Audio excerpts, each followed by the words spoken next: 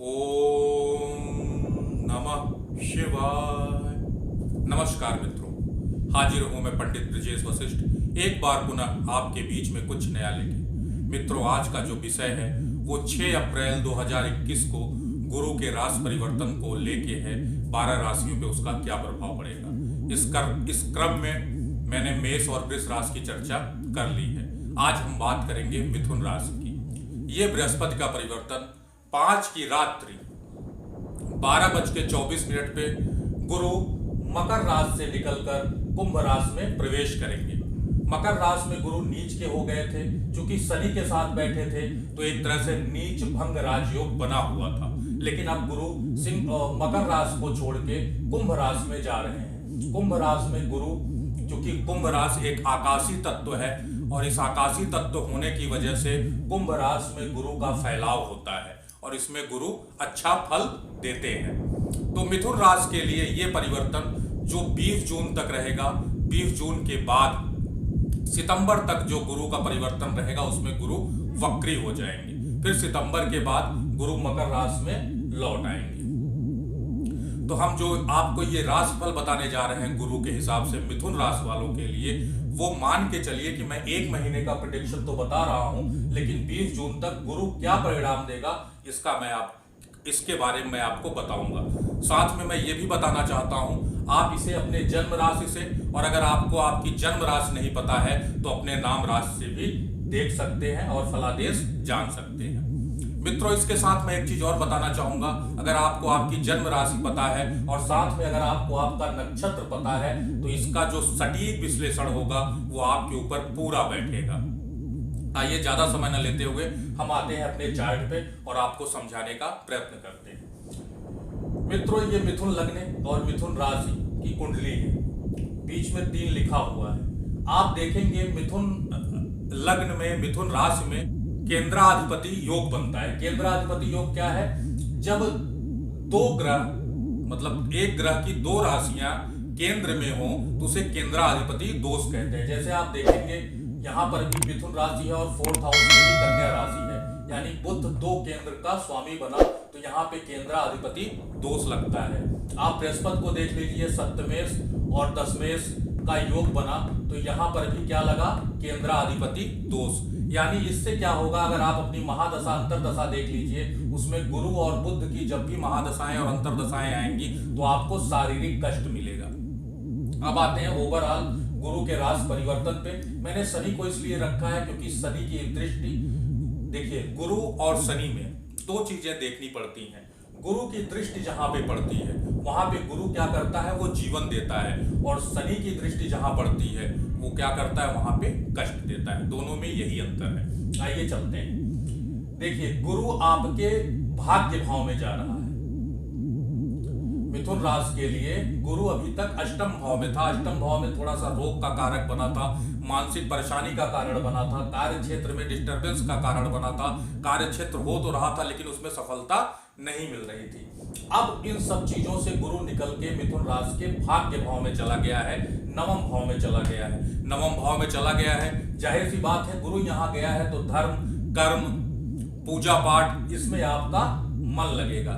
साथ ही साथ चूंकि ये आपके कर्मेश का मालिक होके नवमेश में बैठा है, त्रिकोण में बैठा है, तो कार्य क्षेत्र के नए योग बनेंगे। अभी तक अगर आपको नौकरी नहीं लगी थी तो नौकरी के गुरु यहाँ पे योग बनाएगा और धन संपत्ति आने का बहुत कायदे से यहाँ से गुरु योग बनाता है। गुरु की दृष्टि को देखिए, सप्तमेश और कर्मेश दोनों का योग है। व्यापार भी अब अगर आप करते हैं, बिजनेस में आपका लॉस हो रहा था, निश्चित तौर पे यहाँ पर भी आपको गुरु लाभ देगा। इसके साथ गुरु की एक दृष्टि देखिए, 5वीं दृष्टि, 1 2 3 4 5, 5वीं दृष्टि गुरु की आपके लग्न में पड़ रही है। लग्न क्या है? आपका व्यक्तित्व है। आपका व्यक्तित्व को वो निखारेगा। तो आदमी का व्यक्तित्व कब निखर के आता है? जब वो कुछ अचीव करता है। तो यहाँ पे गुरु की दृष्टि आपके व्यक्तित्व को उभारेगा, यानी आपके ऊपर जो भी ऋण रहा होगा या आप जिस चीज से लोगों के सामने जाने पे झेपते थे वो चीजें खत्म होगी। चाहे वो पैसे से लेके हो, चाहे वो नौकरी से लेके हो, चाहे वो कॉन्फिडेंस लेवल को लेके हो। तो यहाँ पे गुरु की दृष्टि आपके लग्न भाव को उठाती है, यानी आपके व्यक्तित्व का निखार करती है। साथ में सातवीं दृष्टि आपके पराक्रम में देखती है, जिसमें सिंह राशि है, उसके स्वामी बनते हैं सूर्य। सूर्य के साथ गुरु की मित्रता है, यानी आपके पराक्रम को भी गजब का पराक्रम आपका बृहस्पति बढ़ाएगा। लेकिन यहाँ पे एक चीज ध्यान देने वाली होती है, जब भी सूर्य और गुरु की दृष्टि होती है, गुरु की सूर्य के घर पे दृष्टि पड़ती है, तो यहाँ पे एक चीज बचना पड़ेगा, पराक्रम क्योंकि अत्यधिक बढ़ेगा, जिससे आपको ओवर कॉन्फिडेंस होगा। तो ओवर कॉन्फिडेंस में नहीं जाना है। ये पराक्रम जो आपको बढ़ रहा है, धैर्य रखिएगा और थोड़ा सा शांत रहिएगा। कॉन्फिडेंस के लेवल को एक बराबर लेवल पे, ओवर नहीं जाना है, इससे आपको बहुत ज्यादा लाभ मिलेगा। उसके बाद नवम दृष्टि आपकी पड़ रही है संतान भाव में। अगर आपको संतान संबंधित कोई प्रॉब्लम थी, शिक्षा संबंधित कोई प्रॉब्लम हो रही है, तो गुरु उस प्रॉब्लम को भी आपके दूर करेगा। अगर संतान है, उसको शारीरिक कष्ट मिल रहा था, तो उसके भी क्यों कष्ट मिल रहा था, मैंने क्यों कहा आपके संतान को, अगर संतान है तो संतान से कष्ट मिल रहा था, क्योंकि शनि की दशम दृष्टि आपके पंचम भाव पे पड़ रही। देखिए 1 2 3 4 5 6 7 8 9 10 शनि की पंचम दृष्टि कहाँ पड़ रही है आपके। हालांकि यहाँ उच्च का हो जाता है, अगर आपको संतान हो रही है, संतान की प्रॉब्लम थी, संतान होती है, लेकिन उसकी तबीयत क्या होती है, खराब होती है, क्योंकि शनि अपनी दृष्टि का प्रभाव डालेगा, भले उच्च का है तो क्या। आपको अब यहाँ पे शिक्षा में जो बाधाएं उत्पन्न हो रही हैं, आप ऑडिशन का तैयारी कर रहे थे और आपने कोई प्रतियोगिता दिया है, तो उसमें निश्चित तौर पे गुरु आपको सफलता दिलाएगा, अगर आपकी कुंडली में गुरु उच्च का है या बहुत अच्छी कंडीशन में है। ये था गुरु का फलादेश पूरे जून तक। अब इसके साथ साथ हम शनि की दृष्टि को भी यहाँ पे देखेंगे। 1 2 3 तीसरी दृष्टि कार्य क्षेत्र पे पड़ रही है। तो कार्य क्षेत्र में दृष्टि तो पड़ रही है, लेकिन गुरु किसके घर में है, शनि के घर में है, यानी शनि की दृष्टि यहाँ पे उतना बुरा नहीं करेगी, क्योंकि गुरु उसके में है। एक तरह से देखा जाए तो यहाँ पे विपरीत राजयोग का निर्माण भी हो रहा है। उसके साथ साथ आप देखेंगे तीसरी के बाद सातवीं 3 4 5 6 7 आपके धन संचय पे भाव पे पड़ रही है। जाहिर सी बात है, आप सब कुछ करेंगे, लेकिन धन आप संचित इस दौरान नहीं कर पाएंगे। धन संचय में थोड़ी सी बाधा आएगी, लेकिन बाकी सब कुछ आपका मैनेज होगा। उसके बाद 10वीं दृष्टि 7 8 9 10 मैंने कहा संतान भाव पे, वहां पर भी कुछ नहीं, क्योंकि वहां पे गुरु की भी दृष्टि पड़ रही है और शनि उच्च का हो रहा है, यानी आपका पढ़ने में बहुत मन लगेगा।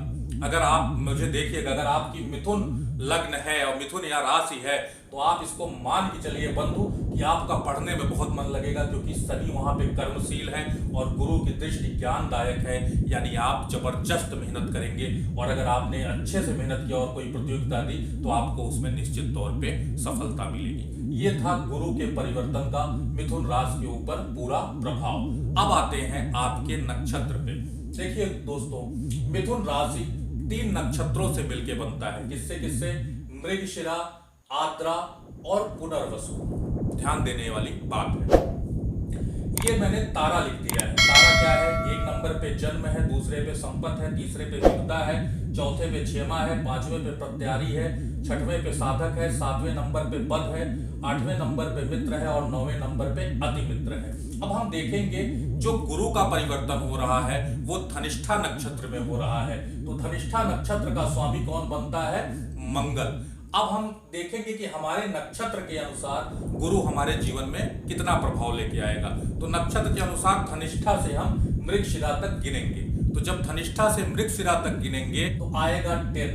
अब इस 10 में हमें क्या करना है? 9 से भाग दे देना है। इसमें हम 9 से भाग दे देंगे। 9 एकम 9, शेष आया 1। 1 नंबर पे क्या है? जन्म। यानी आपको थोड़ा सा सतर्क रहना पड़ेगा। सब कुछ तो देगा, इसके साथ साथ अगर आपका मृगशिरा नक्षत्र में जन्म हुआ है तो आप शनि संबंधित उपाय को अवश्य करेंगे, अन्यथा यहां से जन्म यानी रोग संबंधित प्रॉब्लम भी वो क्रिएट करेगा। पैरों में प्रॉब्लम क्रिएट कर सकता है, एड़ी में प्रॉब्लम क्रिएट कर सकता है, साथ में यूरिन संबंधित प्रॉब्लम, यूरिक एसिड बढ़ सकता है आपका, या पाइल संबंधित प्रॉब्लम मृगशिरा नक्षत्र वालों के लिए ये प्रॉब्लम आपको हो सकती है। दूसरे नंबर पे देखिए, अगर आपका आद्रा नक्षत्र है, जब आप इसको धनिष्ठा तक काउंट करेंगे, धनिष्ठा से आद्रा तक, तो आएगा 11 और 11 में जब 9 से भाग देंगे, 9 एकम 9, 2 आया। 2 क्या है? संपत्ति। यानी अगर आद्रा नक्षत्र में आपका जन्म हुआ है तो तो आप एकदम मस्त हो जाइए, अच्छी खासी संपत्ति आप बनाएंगे। अगर आपकी मिथुन राशि है और आर्द्रा नक्षत्र में आपका जन्म हुआ है तो ये योग आपके लिए जो 20 जून तक बन रहा है, इसमें आप अच्छी खासी संपत्ति को अर्जित करेंगे। अब आते हैं तीसरा नंबर, पुनर्वसु। पुनर्वसु नक्षत्र में अगर आपका जन्म हुआ है, मिथुन राशि आपकी है, तो पुनर्वसु तक अगर धनिष्ठा से गिनेंगे तो आएगा 12। अब हम 12 में 9 से भाग देंगे, 9 एकम 9 आएगा 3 पे देखेंगे क्या है, जन्म, संपत्ति, विपद। अगर आपका पुनर्वसु नक्षत्र में जन्म हुआ है तो थोड़ा सा सतर्क होइए, गाड़ी वाहन आराम से चलाइए, क्योंकि यहाँ पे मंगल और राहु की युति हुई है।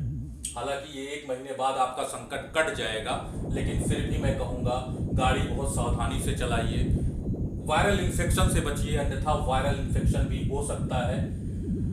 विपदा का मतलब ये मत मानिएगा कि जो मैंने प्रभाव बताए वो प्रभाव में कमी होगी, ऐसा नहीं है।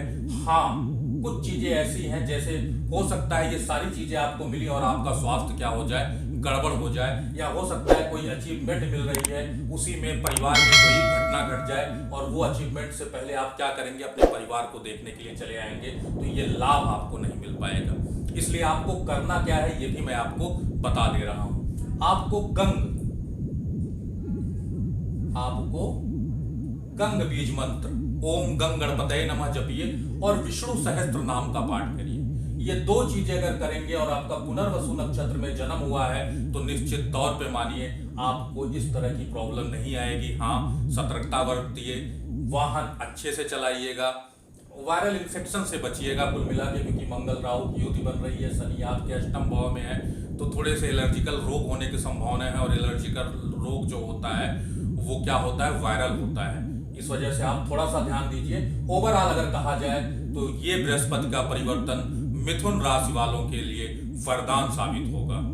इसी के साथ ओम नमः शिवाय, हर हर महादेव।